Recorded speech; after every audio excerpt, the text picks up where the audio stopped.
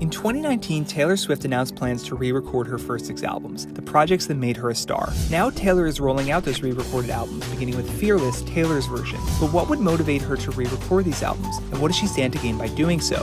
This is Billboard Explains why Taylor Swift is re-recording her old albums. If you heard one of Taylor's songs like Shake It Off from her album 1989 in a TV show, film, or even a commercial, it's because Big Machine Records, the original label behind Taylor's first 6 albums, and Taylor signed off on the use of the master recording. A master recording refers to the actual original recording of a song or an album, and in the music industry, royalties derived from master recordings are one of the biggest ways to earn money from a song or album. However, Taylor would receive only a certain percentage of the royalties from that licensing deal given her initial contract with Big Machine. In 2018, Taylor's deal with Big Machine Records ended and she joined Universal Music Group.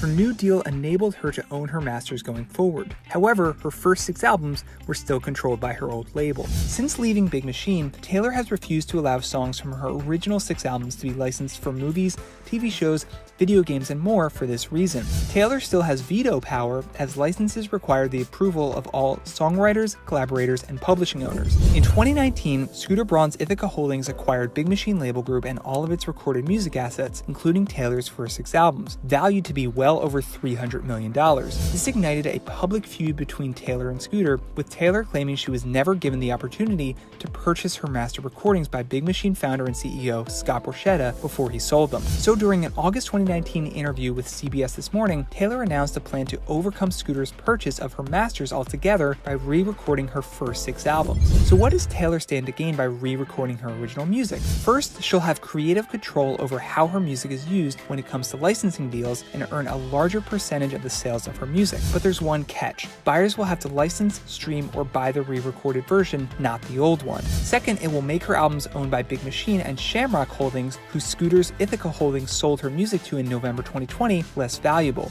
But for Taylor, it isn't just about the money, it's also about owning her life's work and the songs she wrote that made her a household name. Taylor's move to re-record her albums isn't unprecedented. Artists who have re-recorded their old songs before include Frank Sinatra, Def Leppard, Prince, and JoJo, just to name a few. But Taylor is taking it to a whole new level, taking on 6 albums and adding previously unreleased songs to her new re-recorded versions, which will only increase fan and public interest. They're getting a snapshot of where Taylor was at the time of releasing these classic albums, and then getting some bonus material in addition to what they already know and love. Plus, Taylor's public battle over the ownership of her master recordings has provided an invaluable lesson to the next generation of artists when it comes to the importance of owning one's creative property, and turning her into an advocate for artists' rights in the process.